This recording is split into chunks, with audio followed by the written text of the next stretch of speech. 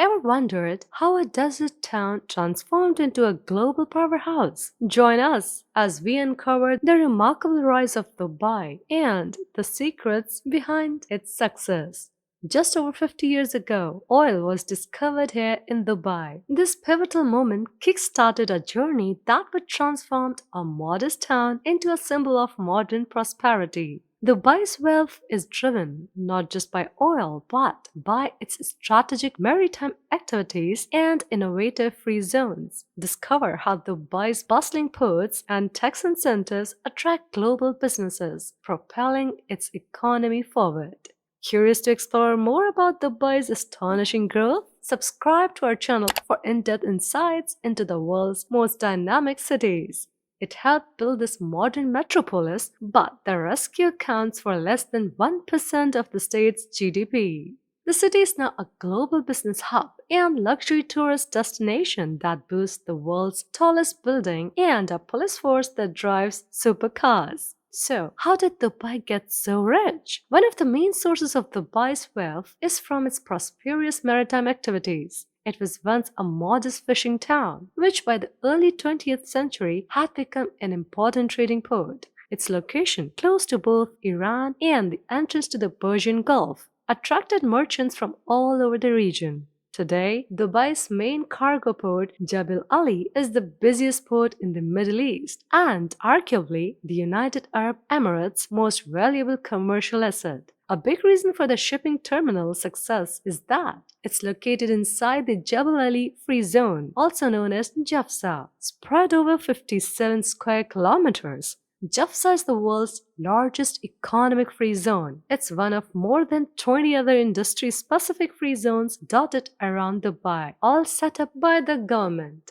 These zones attract businesses with tax breaks, custom duty benefits, and no foreign ownership restrictions, all within a developed infrastructure that is run by an independent authority, helping streamline bureaucracy. Within Jafsa are now several thousand companies, accounting for more than 20% of total foreign investment in the UAE. The zone employs close to 150,000 people, helping generate more than $80 billion worth of trade, which accounts for 21% of Dubai's GDP. Extensive development in the study has come at a cost. However, the UAE has the world's sixth largest migrant population, with foreigners making up more than 80% of the people living in country. The majority of that workforce is made up of South Asian workers, working on construction sites for low wages and long hours in poor conditions, often unable to return home because their passports are withheld. But in 2017, following global criticism, the UAE's Federal National Council passed a new bill that gives workers 30 days paid vacation every year, 1 day off a week, medical insurance, and a contract before starting work. But for Dubai's rulers and investors, this cheap workforce helped it become one of the world's fastest growing metropolitan areas. It's important to note that while Dubai is the largest and most populous state in the UAE, the richest state in Abu Dhabi, the country's capital city.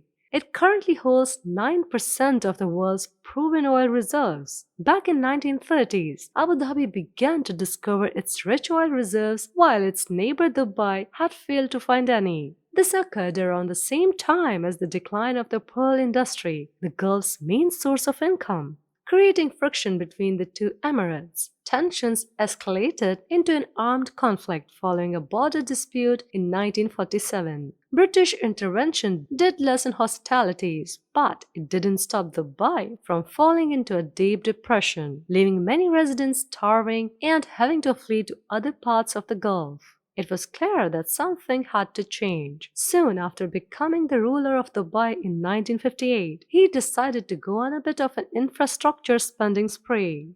To do this, the sheikh took out big loans in addition to the money still coming in from the state's maritime trading activities. He spent the money establishing private companies that then built electricity lines, telephone services, more ports, and Dubai's first airport. Much of the development in Dubai and across the Emirates has been facilitated by the British government. The two countries' relationship began back in the late 19th century when the UK agreed with the Sheikhs to establish the region as a British protectorate in return for diplomatic concessions. It's clear to see that the UK still maintains a strong business relationship with the Emirates, particularly Dubai. This is the London Gateway Port, a new deep sea container terminal, 25 miles east of the city. It's one of the UK's main links between London and 90 other cities around the world. And yet, it's owned and operated by DP World, a company based in Dubai.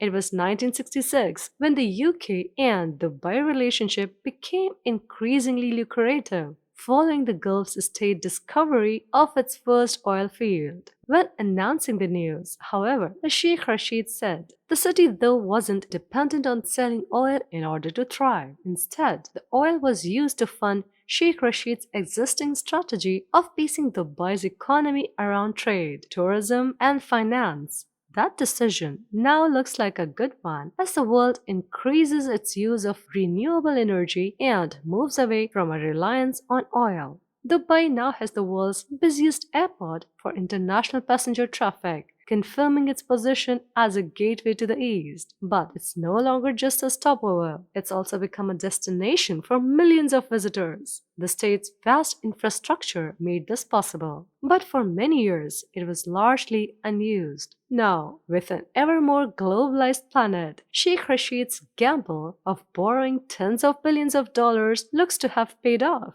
having turned this once quiet backwater into one of the world's most powerful cities.